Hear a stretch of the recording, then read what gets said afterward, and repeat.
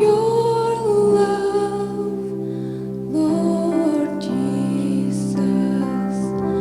I am so thankful for your grace abounds to me. Thank you, Jesus, Jesus, Jesus.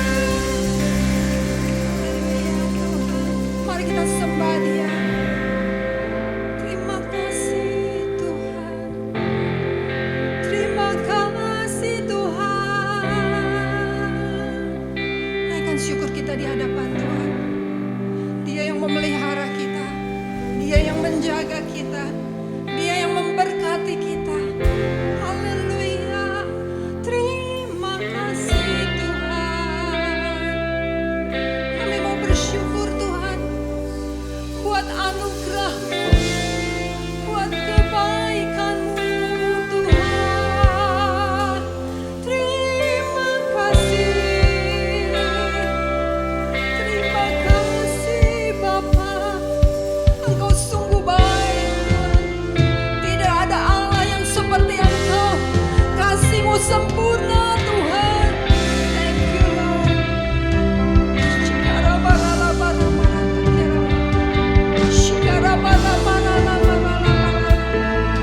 Haleluya.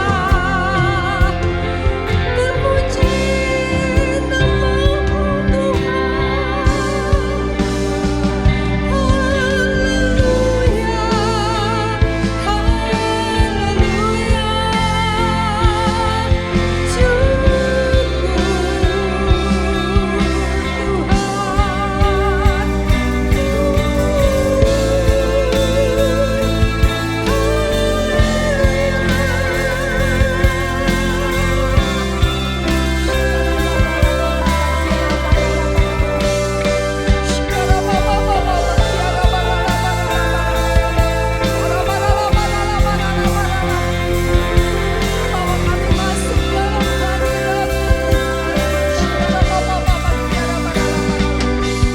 Thank you Jesus.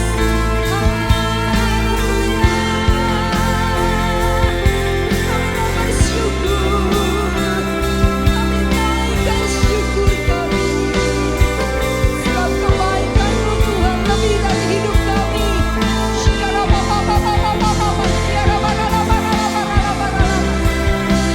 Thank you Jesus.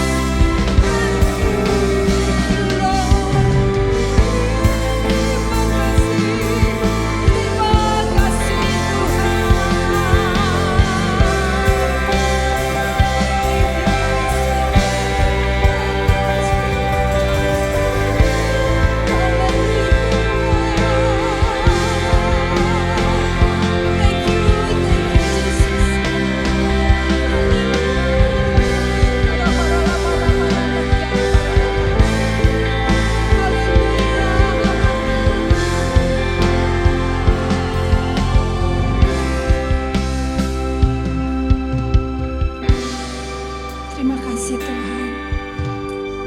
Dengan apa kami membalas segala kebaikan-Mu? Selain kami mau melayani Engkau lebih sungguh lagi, kami mau mengasihi Engkau lebih sungguh lagi, kami mau saling mengampuni Tuhan, kami mau belajar Tuhan daripada Engkau. Haleluya.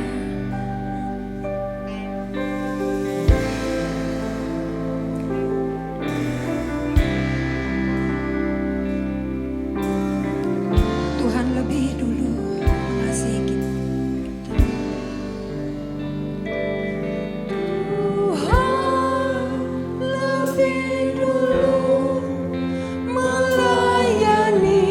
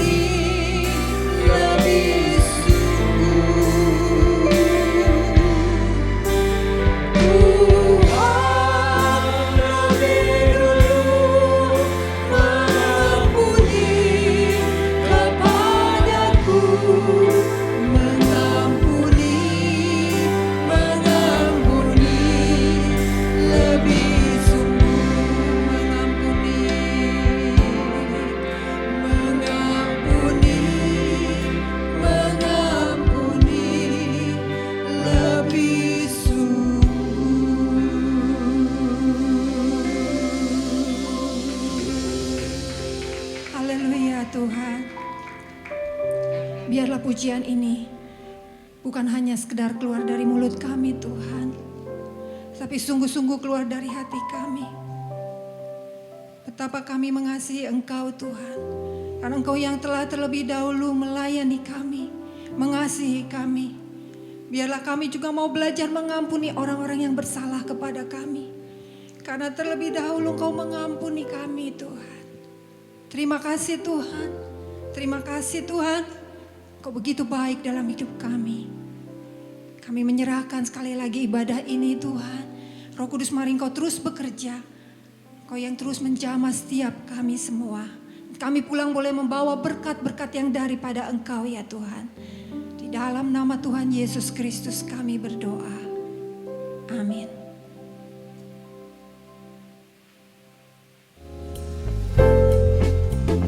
Hai guys, aku mau cerita sedikit nih tentang komsel aku. Sini dong. Cerita dong. Komsel aku tuh ya, abis beres gitu ya, kita tuh suka botrang. Wih, asik banget. Asik loh, udah kenyang rohani, kenyang juga jasmani. Iya. Tunggu dulu. Jangan cuma komsel kamu doang yang seru. Komsel aku juga jauh lebih seru. Kenapa tuh? Kenapa nih? Soalnya tiap minggu komsel aku selalu healing ke Lembang. Wih, keren Tahu banget. nggak healing itu apa? Apaan sih healing? Ya pergi gitu deh jalan-jalan.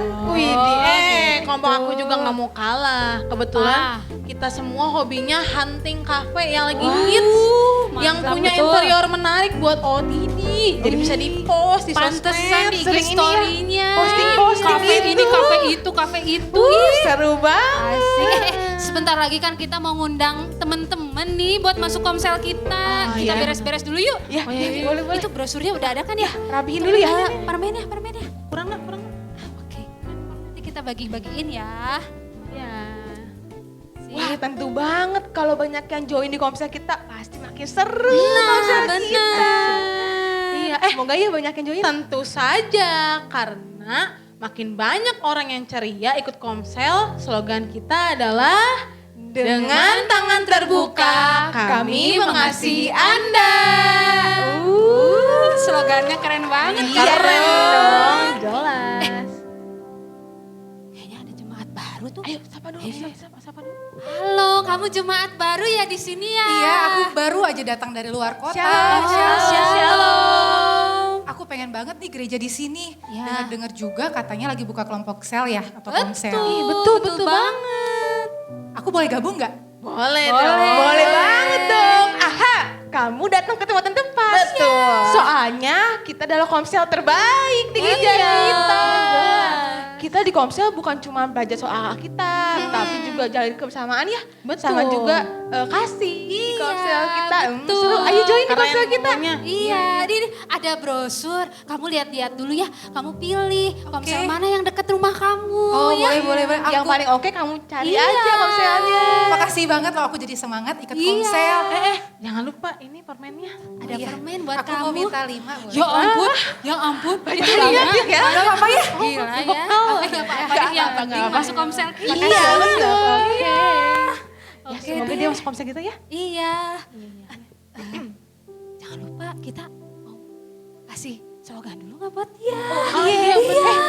Sini. Kita ada slogan. Oh ada slogan, ya apa? Iya. Hai Gaby. Siapa Gaby?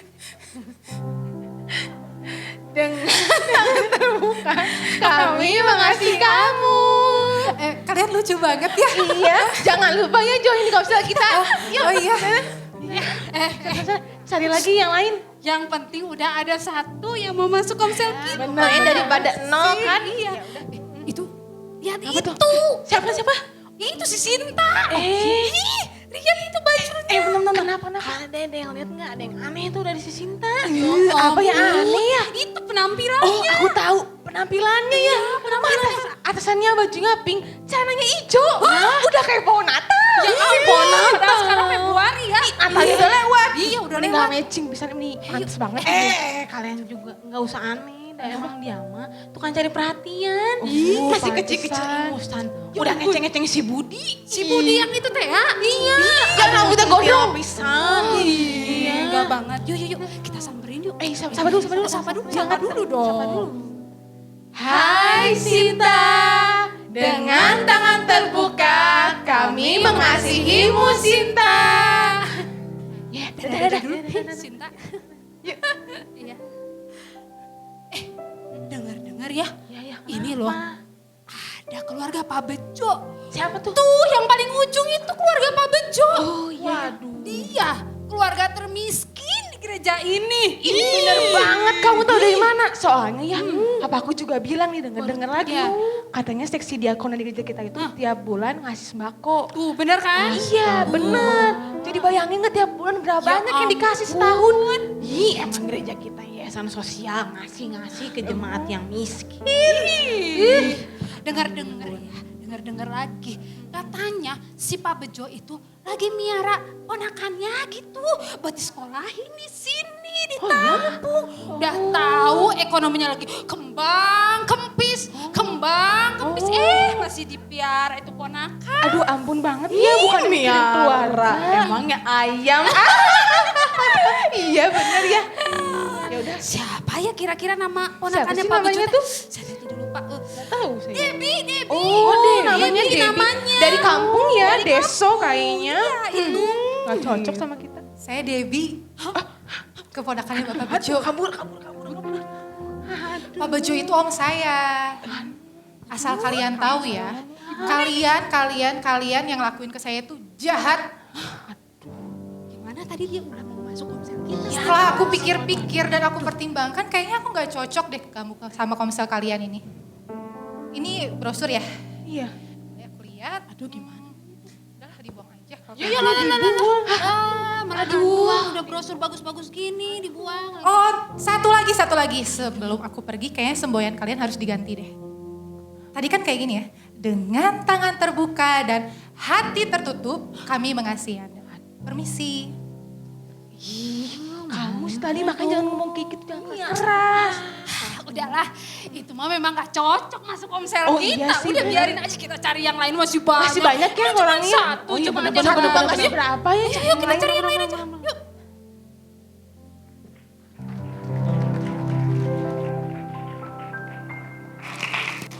Iya, tepuk tangan buat talent-talent kita.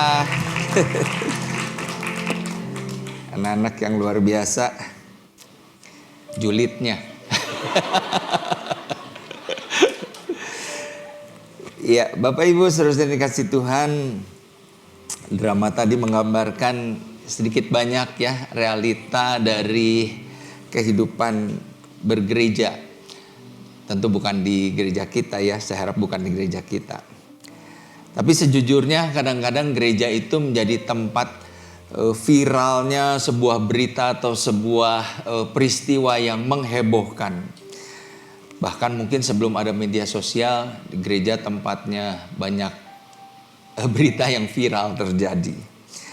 Tapi Bapak Ibu, saya ingin katakan bahwa hal itu tidak sepatutnya membuat kita menjadi anti untuk ke gereja, ya, atau kita merasa di gereja ngapainlah ke gereja, banyak orang yang munafik, banyak orang yang pakai kedok, banyak orang yang hanya basa-basi aja. Karena apa Bapak Ibu? Karena kita menyadari bahwa ada sesuatu yang penting di dalam sebuah persekutuan umat Tuhan, ya. Walaupun di gereja kadang-kadang orang-orang suka menjadi sangat kepo dengan hal-hal yang negatif, ya, sangat kepo tuh ingin tahu gitu ya dengan hal negatif, lalu setelah tahu menggosipkannya. Nah Bapak Ibu, tetapi tidak seharusnya kemudian kita jadi memisahkan diri dengan komunitas umat Tuhan. Kalau kita flashback dari 2-3 tahun ke belakang, sementara kita dilanda pandemi, pandemi memang membuat sebagian dari kita, sebagian daripada orang-orang Kristen merasa saya sudah beribadah, menyaksikan ibadah di YouTube, menyaksikan ibadah di internet, ya, dan mereka merasa puas atau mereka merasa sudah beribadah. Nah, saya tidak bermaksud mengatakan bahwa jemaat yang beribadah lewat internet atau lewat YouTube itu tidak sungguh-sungguh dalam beribadahnya. Bukan itu maksud saya, ya. Tetapi kita akan menyadari Bapak Ibu bahwa ada sesuatu yang hilang manakala kita hanya beribadah secara online, ya. Karena apa? Karena pada dasarnya kita itu membutuhkan sebuah komunitas untuk kita dapat bertumbuh sehat. Nah, oleh karena itu, meskipun gereja bukanlah tempat, bukanlah kumpulan orang-orang yang sempurna, sehingga tema kita hari ini adalah orang-orang yang sempurna dilarang masuk, ya, forbidden for perfect people. Mungkin kalimat ini atau slogan ini kelihatannya aneh, ya. Kenapa orang-orang yang sempurna nggak boleh masuk gitu, nggak boleh ke gereja? Bapak Ibu, tentu bukannya nggak boleh, tapi pada kenyataannya memang kita bukanlah orang-orang yang sempurna. Amin. Kita punya masa lalu mungkin yang buruk, kita punya satu kondisi, satu keadaan yang tidak baik. Tetapi justru itulah gereja sebenarnya menjadi tempat untuk kita dapat saling menerima satu dengan yang lain. Tuhan Yesus dikatakan bahwa dia sering bergaul dengan orang-orang yang dalam tanda kutip disebut orang berdosa pada masanya. Pemungut cukai, pelacur, ya, orang-orang yang dipandang rendah oleh komunitas orang-orang rohani, orang-orang Farisi, ahli-ahli Taurat pada masa itu. Tuhan Yesus bergaul dengan mereka, bahkan dikatakan bahwa dia adalah sahabat orang berdosa. Demikianlah Bapak Ibu seharusnya gereja, ya, menjadi tempat di mana orang merasa, oh, ada sahabat-sahabat buat orang-orang yang tidak sempurna seperti saya. Nah, kalau bulan ini kita berbicara tentang gereja yang sehat, maka Bapak Ibu, kalau kita membaca di dalam 1 Korintus 12 ayat 12 sampai 27, di situ Paulus menggambarkan gereja itu sebagai tubuh, ya. Satu tubuh yang Kristus sebagai kepalanya. Bisa di next.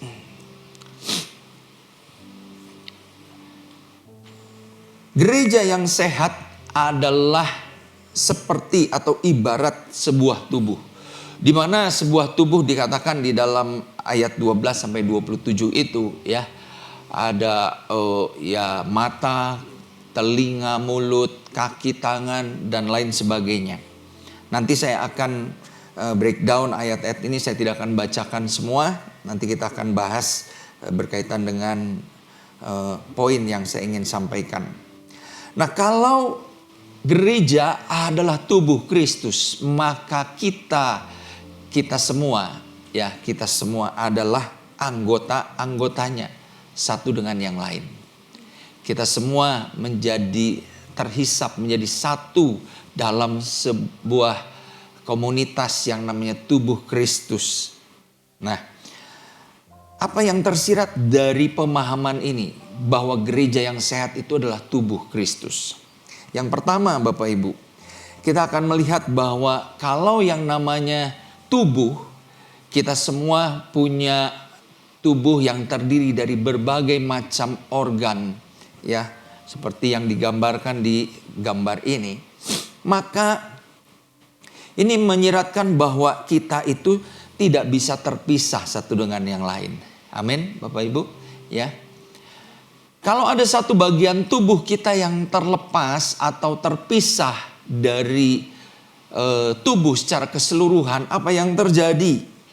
Maka saya percaya lambat laun kematian atau kerusakan, kebusukan akan terjadi pada bagian tubuh yang memisahkan diri tersebut. Nah, demikian juga dengan kehidupan kita, Bapak Ibu, ya. Kalau kita terpisah, yang terjadi adalah kita akan menjadi mati secara rohani. Nah, ini yang saya maksudkan tadi, bahwa tidak cukup kita hanya beribadah secara online.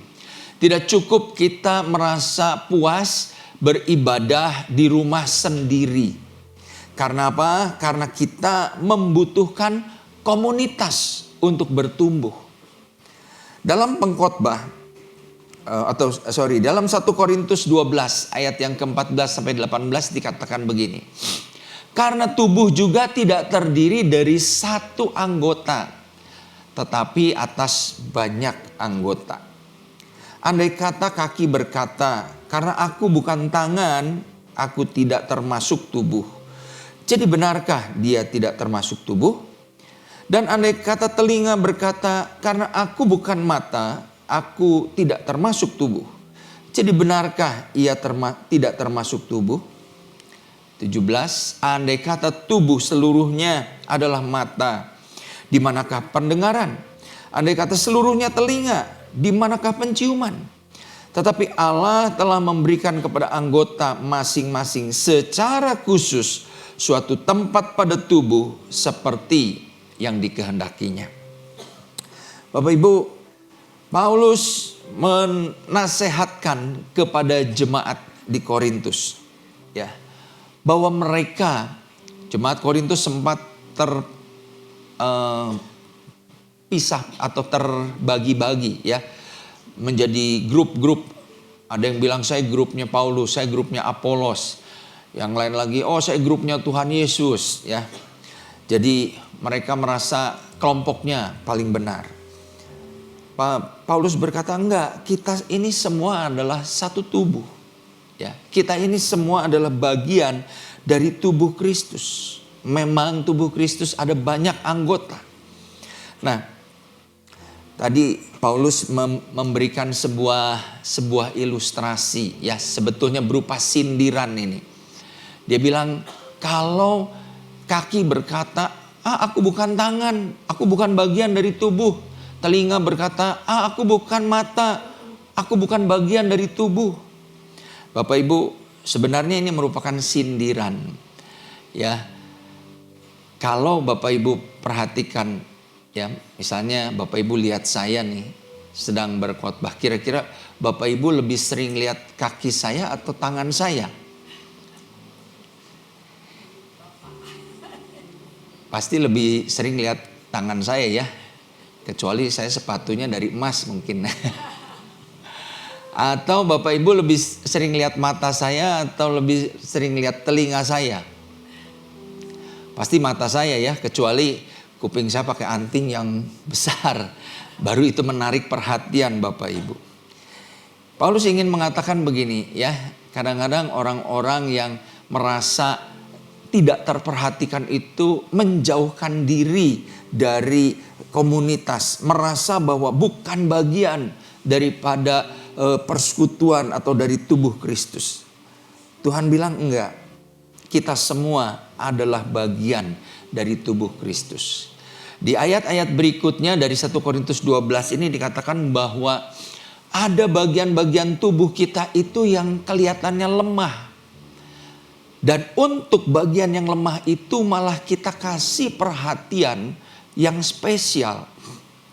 Kita tutupi, kita jagai. Supaya apa? Supaya kekurangannya, keburukannya itu tidak terlihat. Nah Bapak Ibu, kalau kita semua adalah bagian daripada tubuh Kristus, maka seharusnya kita menjadi orang-orang yang tetap berada di dalam sebuah komunitas, tidak saling memisahkan diri. Kenapa ini penting? Ya, untuk kita tidak terpisah satu dengan yang lain. Di dalam pengkhotbah 4 ayat 9 sampai 10 dikatakan begini. Berdua lebih baik daripada seorang diri, karena mereka menerima upah yang baik dalam jerih payah mereka. Karena kalau mereka jatuh, yang seorang mengangkat temannya. Tetapi wahai orang yang jatuh, yang tidak punya orang lain untuk mengangkatnya. Kemudian ayat-ayat selanjutnya dikatakan, saya nggak cantumkan di sini. Tali 1 lembar mudah dipatahkan, ya. Tali 3 lembar tidak mudah putus. Kalau 1 orang bisa dikalahkan, 2 orang bisa bertahan. Bapak Ibu, saya bawa sumpit di sini. Ketika sumpit ini disatukan, ini kurang lebih mungkin ada 20-an, ya. Ketika saya mau patahkan sumpit ini dalam kondisi dia disatukan seperti ini, gampang nggak? Susah ya. Saya coba patahkan juga nggak bisa. Tapi ketika sumpit ini hanya 1, ya, mudah nggak untuk dipatahkan? Mudah ya. Alangkah lucunya ya kalau saya nggak bisa matahin. Ya, kalau 1 ini mudah dipatahkan katanya. Benar ya, bisa patah ya. Kalau banyak, sulit untuk dipatahkan. Nah, Bapak Ibu, saya ingin mengajak kita untuk melihat satu kebenaran yang universal ini. Bahwa kenapa kita perlu berada di dalam sebuah komunitas. Kita perlu memiliki sebuah komunitas. Karena kita tidak dapat terpisah satu dengan yang lain. Kalau kita mau tumbuh menjadi murid Tuhan yang sehat, maka kita harus berada di dalam sebuah komunitas, di mana di situ kita akan belajar bersama-sama. Di situ kita akan saling menguatkan. Di situ kita akan saling mendukung, saling menolong.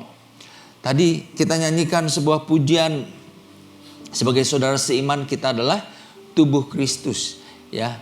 Kita berbagi bersama, ya. Mungkin kadang ada tawa, kadang ada tangis, kadang juga mungkin kesel, kadang mungkin tersinggung, ya. Tapi di dalam sebuah komunitas kita bisa bertumbuh sampai kita melihat pekerjaan Tuhan dinyatakan lewat hidup kita. Amin. Jadi yang pertama Bapak Ibu, mari kita menyadari bahwa kalau kita ingin menjadi bagian tubuh Kristus yang sehat, kita tidak bisa terpisah satu dengan yang lain. Lalu yang kedua, kita disatukan dalam satu tubuh adalah apa? Tujuannya untuk saling melengkapi, ya. Tangan di dalam 1 Korintus 12 ayat 12 sampai 27 tadi dikatakan, tangan nggak bisa mengatakan kepada kaki, saya nggak butuh engkau, ya. Mulut nggak bisa berkata kepada tangan, saya nggak butuh engkau. Nggak bisa, karena semua sebagai satu tubuh harus mempunyai peran dan fungsi masing-masing. Kita ada di dalam sebuah persekutuan, Bapak Ibu, dalam sebuah komunitas, bukan sekedar hanya untuk kumpul-kumpul. Oleh karena itu, kenapa komunitas yang saya maksud di sini bukan dalam sebuah pertemuan besar seperti ini, ya. Saya tidak tahu berapa banyak Bapak Ibu yang kenal dengan baik orang-orang yang duduk di sebelahnya, ya. Jangan-jangan mungkin kita sekian tahun beribadah tapi juga nggak kenal, ya. Coba lihat kiri kanannya, kenal nggak? Kalau belum kasih salam dulu, ya. Nah, Bapak Ibu, kalau kita berbicara tentang yang namanya persekutuan, yaitu adalah sebuah komunitas di mana kita bisa sharing life, ya, berbagi hidup, memberikan hidup kita kepada orang lain. Nah, bicara soal berbagi atau memberi ini bukan hanya dalam konteks membagikan materi, ya, bukan sekedar membantu dalam hal finansial atau dalam hal materi, tetapi yang lebih utama adalah berbagi hidup ini adalah memberi waktu, berbagi perhatian. kita dapat mempedulikan satu dengan yang lain, kita dapat menunjukkan bahwa I care to you. Saya peduli dengan engkau. Saya peduli dengan apa yang terjadi dalam kehidupan. Nah, Bapak Ibu, kalau model persekutuan seperti ini yang kita rindukan, maka satu poin penting yang perlu kita miliki adalah apa? Harus ada kejujuran di dalam komunitas tersebut. Kejujuran antara satu anggota dengan anggota yang lain. Ya, betul ya. Bagaimana bisa sharing life, bagaimana bisa berbagi hidup kalau kita masih pakai topeng, pakai kedok, ya. Kita, istilah anak muda adalah jaim, ya, jaga image.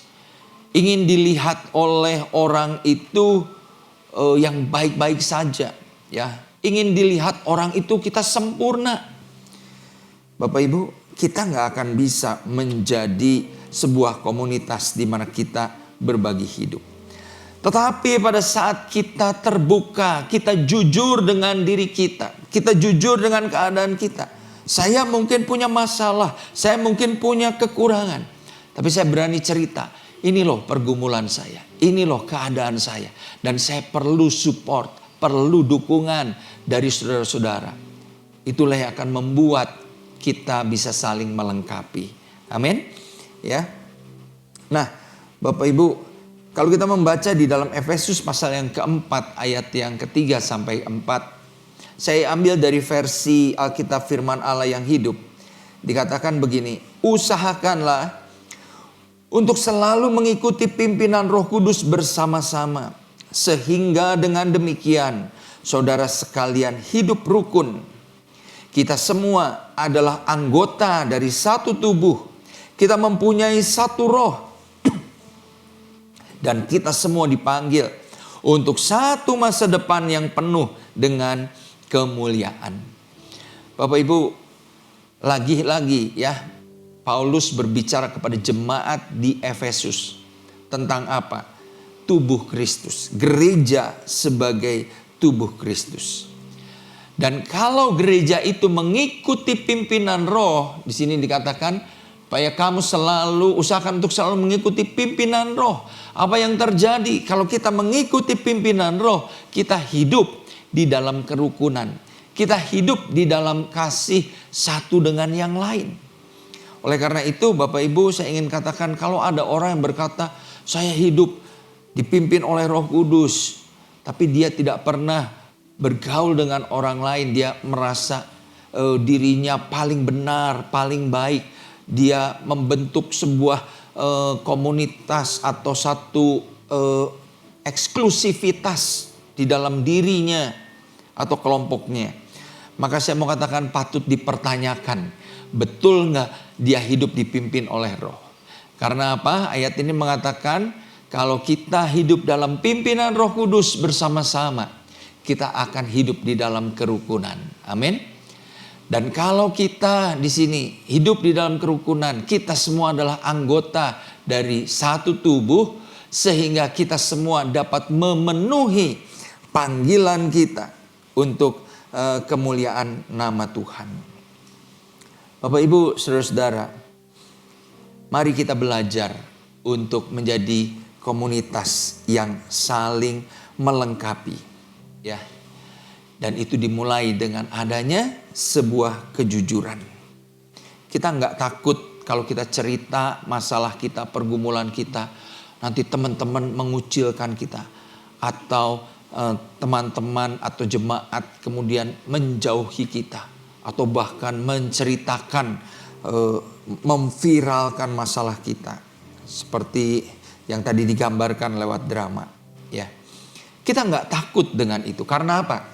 Karena Bapak Ibu, dalam persekutuan Kristen yang sejati, kita itu berada dalam sebuah lingkungan orang-orang yang mengenal realita pengampunan. Amin. Ya. Kalau kita merupakan bagian daripada tubuh Kristus, maka kita adalah orang-orang yang pertama mengalami pengampunan Tuhan atas dosa kita. Dan kalau kita sudah mengalami pengampunan Tuhan atas segala dosa kesalahan kita, bukankah seharusnya kita juga bisa mengampuni orang-orang lain? Amin. Ya. Pujian tadi mengatakan Tuhan lebih dulu mengasihi kepadaku. Berarti kita harus mengasihi lebih sungguh. Tuhan lebih dulu mengampuni kepadaku.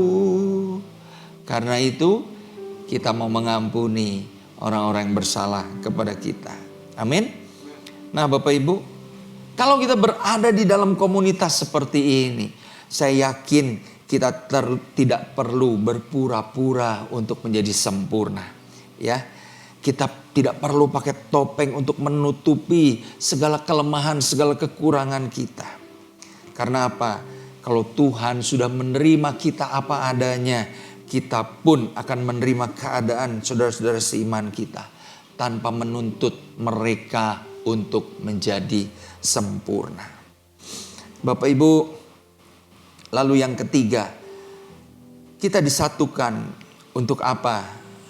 Supaya kita dapat bertumbuh ke arah Kristus, Sang Kepala Gereja.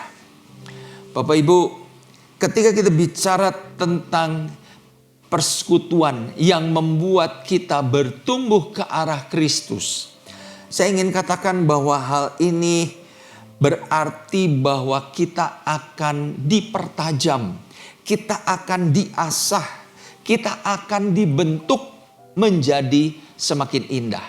Amin.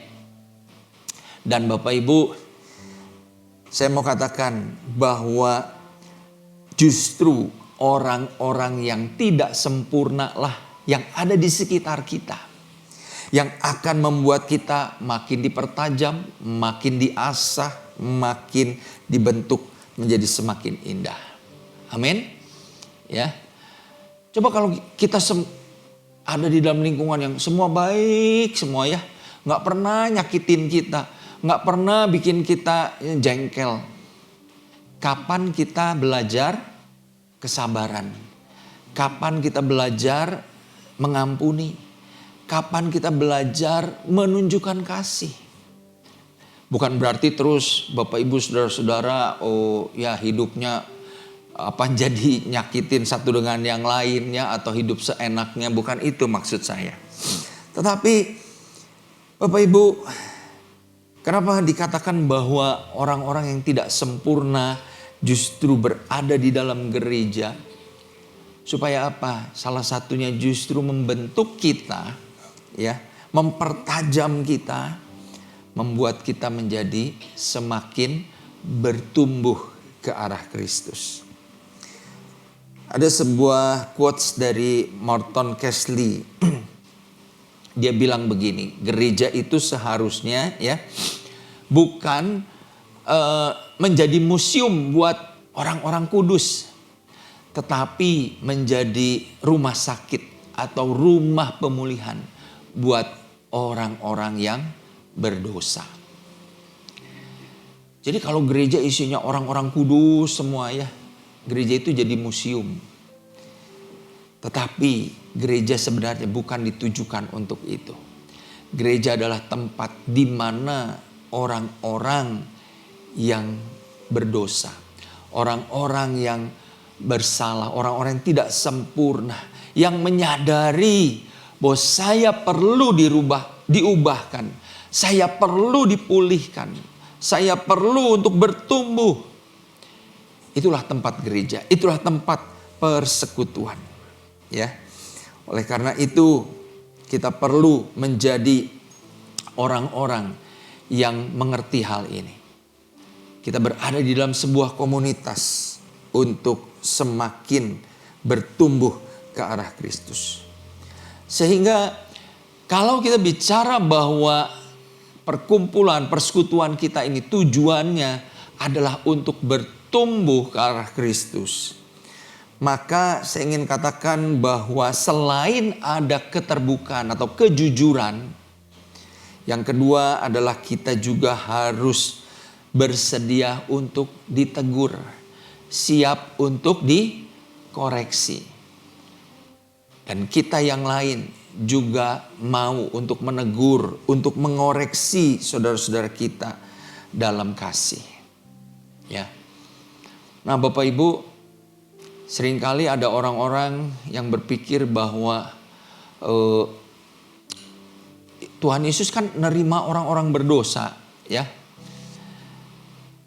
Tapi ada satu hal yang saya percaya bahwa walaupun Alkitab tidak mencatat banyak tentang hal itu, tetapi ada satu bagian firman Tuhan berkata begini.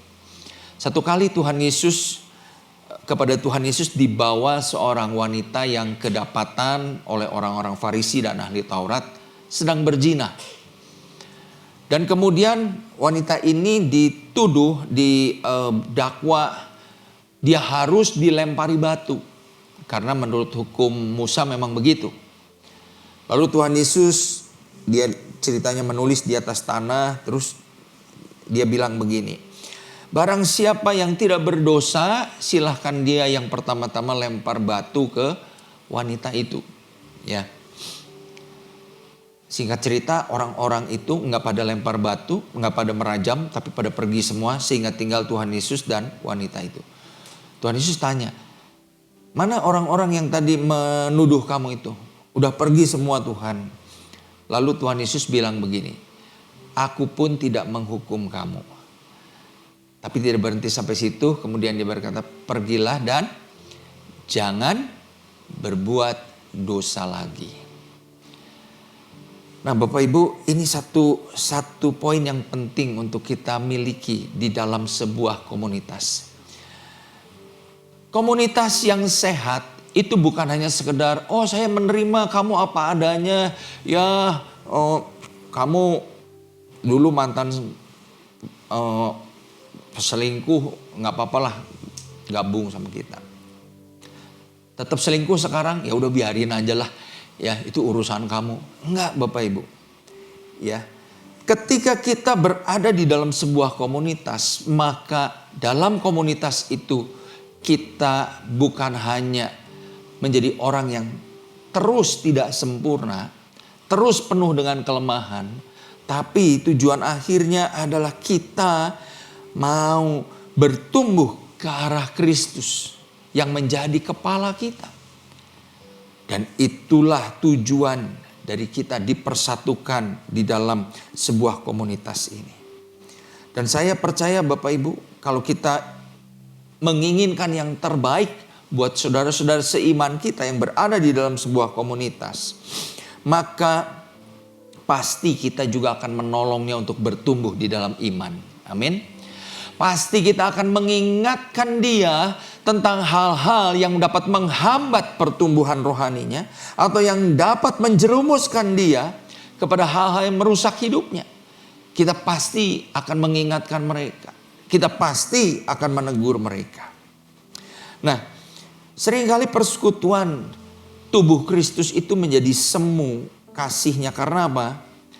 Karena kita membiarkan orang-orang yang kita tahu ada di dalam dosa, untuk mereka tetap berada di dalam dosa. Kita tahu tapi kita pura-pura nggak tahu.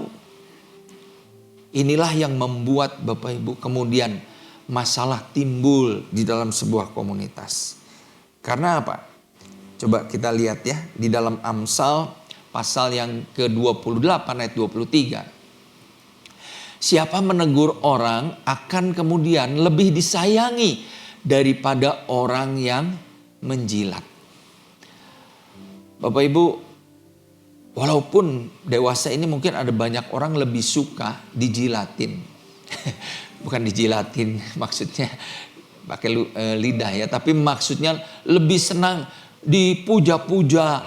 Lebih senang diagung-agungkan. Wah, kamu hebat, kamu berhasil, kamu sukses, kamu melayani dan lain sebagainya. Tapi kalau ada orang yang berani menegur, tentu menegur dalam kasih. Dikatakan orang tersebut, orang yang menegur itu akan lebih dihargai. Orang itu akan lebih disayangi. Karena apa? Orang yang ditegur itu merasa, aduh terima kasih ya. Kamu teman yang sejati. Kamu benar-benar perhatiin saya. Bukan hanya supaya kelihatannya baik-baik saja. Tapi membuat hidup saya menjadi semakin bertumbuh di dalam Tuhan. Dan Bapak Ibu, kemudian kita lihat di dalam 1 Yohanes 1 ayat yang ke-6 dan ke-7. Ya. Ketika Bapak Ibu dosa dibiarkan, saya ingin katakan itu akan bukan hanya merusak hubungan pribadi seseorang dengan Tuhan, tapi juga bisa merusak hubungan dengan komunitasnya. Ya. Dikatakan begini. Jika kita katakan bahwa kita beroleh persekutuan dengan Dia, dengan Allah, namun kita hidup dalam kegelapan, hidup dalam dosa, maka kita berdusta dan kita tidak melakukan kebenaran. Tetapi katanya, jika kita hidup dalam terang sama seperti Dia ada di dalam terang. Apa yang terjadi? Maka kita beroleh persekutuan seorang dengan yang lain. Ya. Nah, ayat-ayat ini mengatakan kalau kita bersekutu dengan Tuhan di dalam terang, kita bukan hanya memiliki persekutuan dengan Dia sang terang itu, tapi juga kemudian kita akan punya persekutuan seorang akan yang lain. Oleh darah dan darah Yesus anaknya itu menyucikan kita dari segala dosa. Jadi Bapak Ibu, hubungan atau dosa yang dibiarkan itu akan merusak hubungan pribadi dengan Tuhan. Dan hubungan pribadi yang rusak dengan Tuhan itu juga akan berdampak kepada hubungan kita dengan sesama anggota tubuh Kristus. Jadi Bapak Ibu, di dalam komunitas kita bertumbuh, tujuannya apa? Supaya kita bisa saling, bukan hanya saling melengkapi, ya, bukan hanya menerima kelemahan, kekurangan saudara-saudara seiman kita, tetapi juga kita membawa mereka untuk semakin naik level di dalam kehidupan rohani mereka. Semakin berubah, semakin indah, semakin kudus, semakin berkenan. Dan itu dimulai dari apa? Kejujuran, keterbukaan, kesediaan untuk siap dikoreksi. Ya. Nah, Bapak Ibu, kalau ayat yang terakhir saya ingin sampaikan begini, ya. Tuhan Yesus bilang bahwa tanda kita murid Tuhan itu bukan ditunjukkan dengan kita hafal 200 ayat di dalam Alkitab. Bukan ditunjukkan karena kita pakai aksesoris Kristen. Kalung salib, ya, anting salib, mungkin kacamata bentuknya kayak salib. Orang pikir, oh itu pasti Kristen tuh ya, kacamatanya aja kayak gitu. Biasa bulat-bulat. Ini kotak persegi. Enggak Bapak Ibu, ya. Apa yang menunjukkan bahwa kita adalah murid-murid Tuhan? Kita baca sama-sama ya. Yohanes 13 ayat yang ke-34 dan 35. 1, 2, 3. Aku memberi perintah baru kepada kamu, yaitu supaya kamu saling mengasihi sama seperti aku telah mengasihi kamu. Demikian pula kamu harus saling mengasihi. Dengan demikian semua orang akan tahu bahwa kamu adalah murid-muridku, yaitu jikalau kamu saling mengasihi. Amin. Ya. Bulan pemuritan mengingatkan kepada kita bahwa orang akan lihat kita ini murid-murid Tuhan. Kalau apa? Kalau kita saling mengasihi. Saya tutup dengan hal ini. Tadi statement dari si Debbie yang terzolimi itu berkata, dengan tangan terbuka dan hati tertutup. Ya, jangan sampai ini terjadi di komunitas kita, di gereja kita. Amin. Dengan hati terbuka, dengan hati, dengan tangan yang terbuka, dengan hati yang hangat, kita menyambut saudara-saudara seiman kita. Untuk apa? Kita saling melengkapi dan kita saling bertumbuh, sama-sama bertumbuh. Amin. Mari kita tundukkan kepala. Ya Tuhan, hamba-Mu sudah berhenti berbicara pada saat ini. Hamba percaya Roh Kudus yang akan menjabarkan kebenaran firman ini lebih lanjut, lebih dalam lagi buat kami semua. Tuhan, seringkali kami tidak menyadari bahwa kami adalah anggota tubuh Kristus. Kami membutuhkan saudara-saudara seiman kami yang dapat mensupport kami, yang dapat mendukung kami, yang dapat saling menguatkan ketika kami lemah. Tuhan, hamba berdoa saat ini, biarlah kami boleh, gereja-Mu ini Tuhan, dibangun di atas kebenaran ini. Kami boleh saling mengasihi sebagai bukti, sebagai tanda bahwa kami adalah murid-murid-Mu Tuhan. Meskipun mungkin orang-orang di sekitar kami bukan orang yang sempurna. Karena kami sendiri menyadari kami bukanlah orang yang sempurna. Kami mau belajar Tuhan, saling menerima satu dengan yang lain. Sehingga nama Tuhan dimuliakan lewat hidup kami. Di dalam nama Tuhan Yesus kami berdoa dan mengucap syukur. Amin.